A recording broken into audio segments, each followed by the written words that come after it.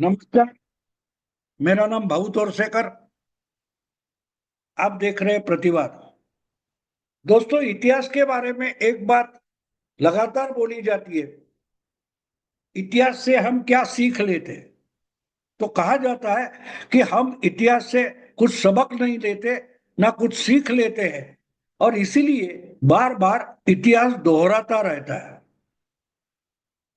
क्यों दोहराता रहता है? इतिहास का मतलब क्या होता है? इतिहास में हमने क्या हासिल किया और क्या गलतियां की, इसका जो लेखा जोखा होता है उसको इतिहास बोला जाता है। ये इसलिए काम आता है कि हम कुछ हासिल कर पाए तो क्यों कर पाए, और गलतियों के कारण हमारा नुकसान हुआ है तो वो नुकसान फिर से ना हो, इसके लिए गलती दिखाने का काम भी इतिहास करता है। लेकिन एक बात होती है, हमने हासिल क्या किया है वो देखते समझने की कोशिश करते, लेकिन हमने जो गलतियां की है उस पर हम ज्यादा ध्यान नहीं देते, और इसलिए वही गलतियां हम बार बार करते हैं। एक ऐसा भी कहा जाता है कि गलती करना कोई बड़ी बात नहीं है, गलती करना गुनाह नहीं है, लेकिन एक ही गलती बार बार करते रहना जरूर गुनाह है। क्योंकि वो दोबारा तीसरी बार अगर नुकसान होने वाला है तो आप उस नुकसान को रोक सकते थे अगर पहली गलती से कुछ सीख लेते, और इतिहास हमको वही सीख देती। आज मैं ये बात इसलिए बोल रहा हूं कि जो कुछ बिहार चुनाव के बारे में हो रहा है, राहुल गांधी कांग्रेस को लेकर और आरजेडी को लेकर, तेजस्वी यादव जो कुछ प्रयास कर रहे हैं, वही प्रयास आज की बात नहीं है, 2017 की बात है। 2017 में जो कुछ उत्तर प्रदेश में हुआ था, यूपी में हुआ था, बिल्कुल वही इतिहास अगर बिहार में दोहराया जा रहा है तो उसका परिणाम भी वही होगा। मैं इसलिए बोल रहा हूं कि 2012 में जो चुनाव हो गए थे विधानसभा के उत्तर प्रदेश में, उसमें मुलायम सिंह जिन्ना थे, और मुलायम सिंह के नेतृत्व में समाजवादी पार्टी अपने अकेले के बलबूते पर मेजोरिटी जीतकर सत्ता में आई थी। अखिलेश यादव को मुख्यमंत्री बनाया गया था। तब से लेकर आज तक 13 साल अखिलेश यादव उत्तर प्रदेश समाजवादी पार्टी के सबसे बड़े नेता है, सब निर्णय वही करते हैं। तो 2017 में मुख्यमंत्री होते हुए अखिलेश यादव चुनाव का नेतृत्व कर रहे थे, चुनाव में अपनी पार्टी का नेतृत्व कर रहे थे। फिर से 2017 का चुनाव जीतकर वो सरकार में कायम रहना चाहते थे, इसलिए बहुत सारे प्रयास कर रहे थे। लेकिन इसके बीच यानी 2012 के बाद देश की राजकीय स्थिति बदली थी, माहौल बदला था। नरेंद्र मोदी देश के नए प्रधानमंत्री बने थे, और एक तरीके से 2014 के बाद देश में, देश की राजनीति में नया मोदी युग शुरू हुआ गया था। और उसमें 2014 के लोकसभा चुनाव में उत्तर प्रदेश में एक बड़ा चमत्कार हुआ था। 80 में से 71 सीटें बीजेपी ने जीत ली थी, और अखिलेश जो मुख्यमंत्री थे उनकी पार्टी को सिर्फ 5 सीटें जीतना पॉसिबल हो गया। मायावती की पार्टी तो गायब हो गई थी, और राहुल गांधी और सोनिया गांधी छोड़कर कांग्रेस का कोई तीसरा कैंडिडेट जीत भी नहीं पाया। तो ये साथ छोड़े तो बचे हुए 73 एमपी जो उत्तर प्रदेश के थे वो एनडीए के थे, जिसमें 71 बीजेपी के थे और 2 अपना दल वगैरह ऐसे कुछ पार्टी के थे। तो इसलिए मुख्यमंत्री तो अखिलेश थे, लेकिन 2017 का जो चुनाव हुआ तब बीजेपी के पास कोई मुख्यमंत्री पद के लिए चेहरा तक नहीं था, कोई चेहरा नहीं था।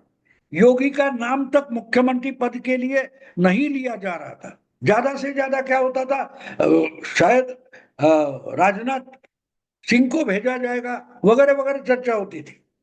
और ऐसे में जो लोकसभा चुनाव आए वो फिर से उत्तर प्रदेश में अपनी ताकत जुटाने के लिए राहुल गांधी ने उस वक्त तय किया था कि हमको फिर से कांग्रेस के पुराने दिन उत्तर प्रदेश में लाने हैं, क्योंकि प्रधानमंत्री पद का रास्ता उत्तर प्रदेश से होकर निकलता है। और इसलिए अगर उत्तर प्रदेश में कांग्रेस को फिर से संजीवनी मिल जाए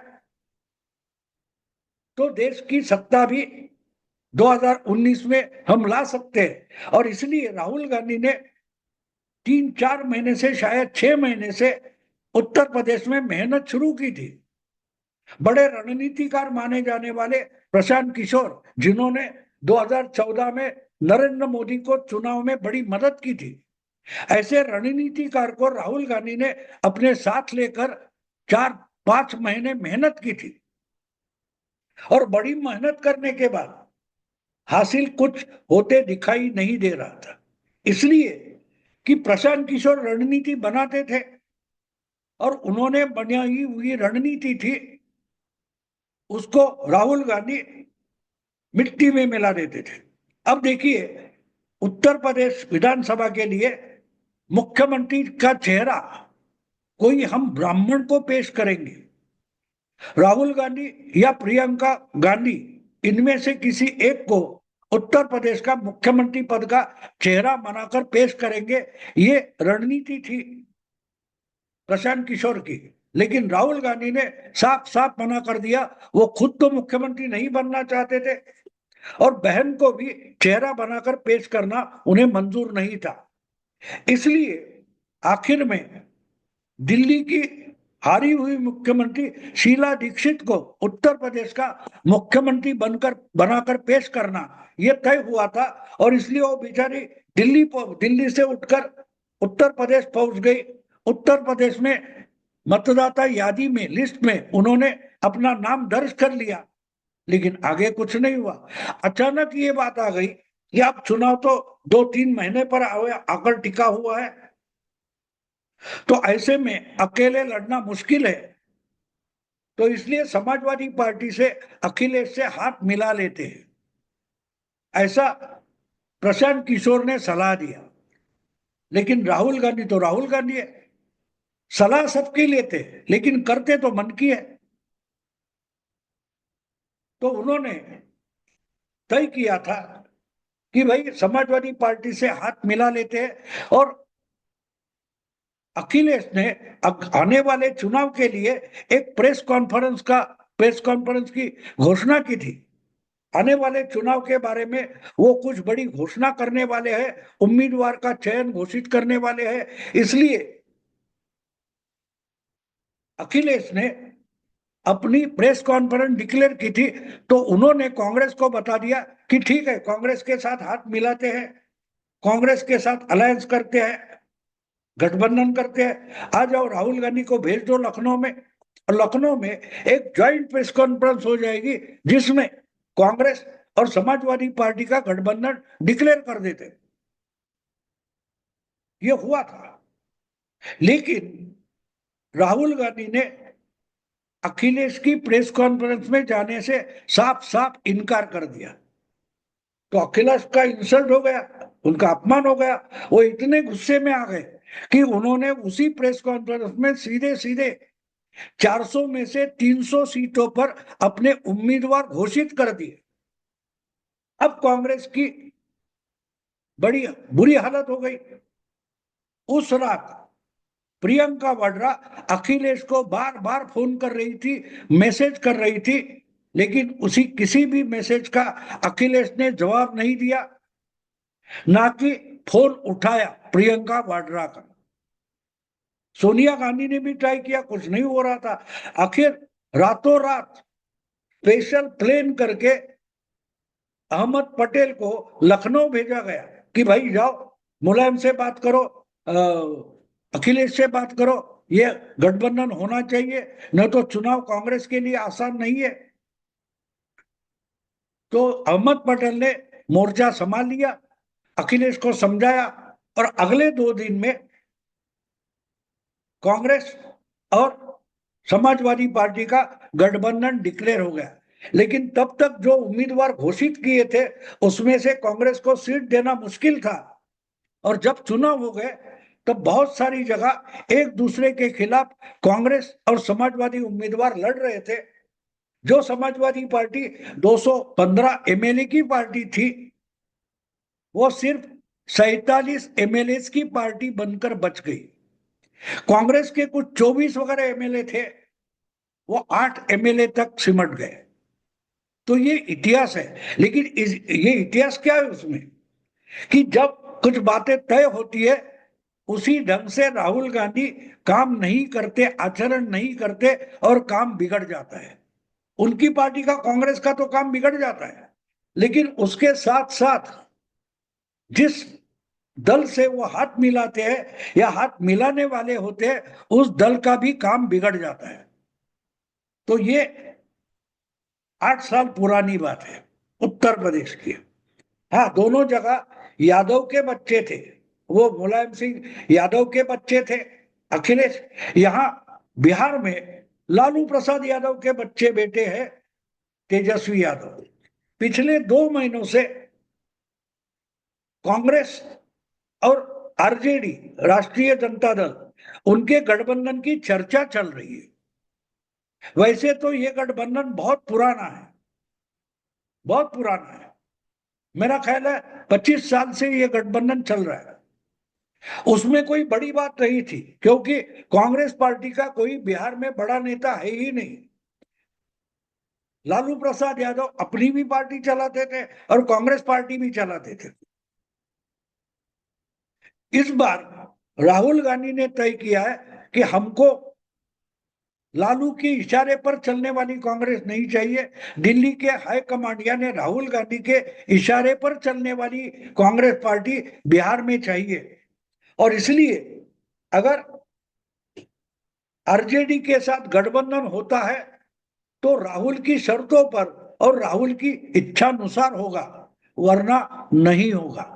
और इसलिए पिछले 3 महीनों से राहुल गांधी लगे हुए हैं कि आरजेडी उनकी शर्तें माने, लालू प्रसाद और तेजस्वी यादव राहुल के इशारों पर राजनीति करे, वरना गठबंधन नहीं होगा। और इसलिए जो गठबंधन पहले से चलते आ रहा है, 30 साल से 25 साल से चलते आ रहा है, उस गठबंधन का अभी भी कुछ नहीं हो पा रहा है। सीट का बंटवारा नहीं हो रहा है, ना कुछ पॉलिसी तय हो रही है, कौन से चुनाव क्षेत्र किस पार्टी को, इस पर कोई निर्णय नहीं हो रहा है। अब बीच में अचानक राहुल गांधी ने पप्पू यादव और कन्हैया कुमार को भेज दिया था रोजगार यात्रा पर, फिर खुद राहुल गांधी पहुंच गए। तेजस्वी यादव अपनी यात्रा निकाल रहे, फिर दोनों ने मिलकर यात्रा की। वोट चोरी का मामला उठाया गया, उस पर यात्रा हो गई। लेकिन गठबंधन पर कोई निर्णय नहीं हुआ है।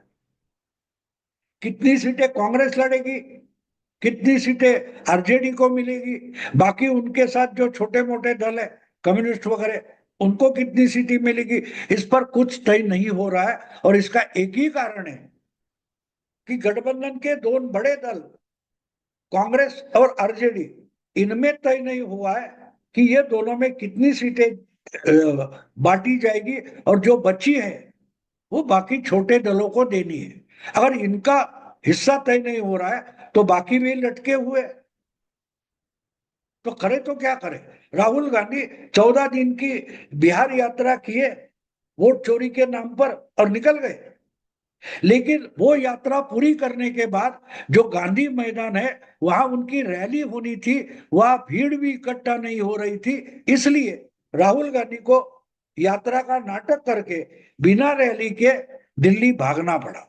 ये मैं सब इसलिए बोल रहा हूं कि जिस ढंग से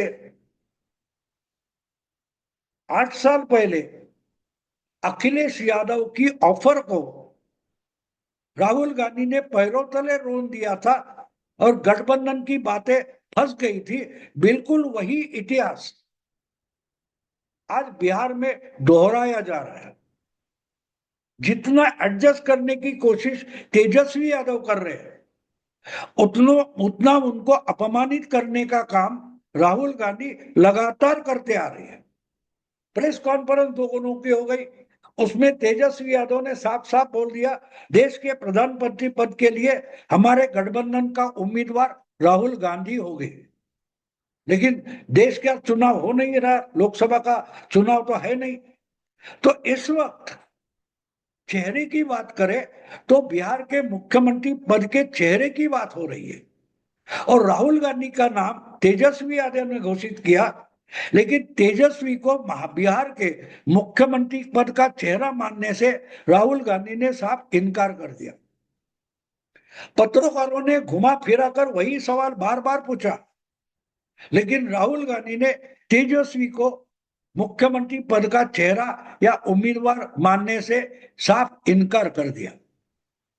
उन्होंने बोला कि बिहार की जनता तय करेगी, इसका मतलब चुनाव के नतीजे आने के बाद देखा जाएगा। लेकिन आज तो कांग्रेस के सामने कोई चेहरा नहीं है, इसका मतलब गठबंधन के लिए आज राहुल गांधी या कांग्रेस तेजस्वी यादव को मुख्यमंत्री पद का चेहरा नहीं मानती। इस ढंग से दूसरे यादव के बेटे को राहुल गांधी ने अपमानित किया है। तो ये इतिहास दोहरा जा रहा। 2017 में अखिलेश यादव को इसी ढंग से राहुल गांधी ने अपमानित किया था। उन्होंने प्रेस कॉन्फ्रेंस में बुलाया, राहुल गांधी नहीं पहुंचे। यहाँ प्रेस कॉन्फ्रेंस में तेजस्वी यादव राहुल को प्रधानमंत्री बोल रहे, लेकिन राहुल गांधी तेजस्वी यादव को मुख्यमंत्री पद का चेहरा तक मानने को राजी नहीं है। तो इसको कहते हैं इतिहास दोहराना। अगर अखिलेश के अनुभव से तेजस्वी यादव सीख लेते, सबक लेते, तो इतने पीछे पीछे राहुल गांधी के नहीं पढ़ते और ना अपमानित होते। देखते आगे क्या होता है। अभी यही रुकता हूं। वीडियो पसंद है लाइक कीजिए, शेयर कीजिए और प्रतिवाद को सब्सक्राइब कीजिए। नमस्कार।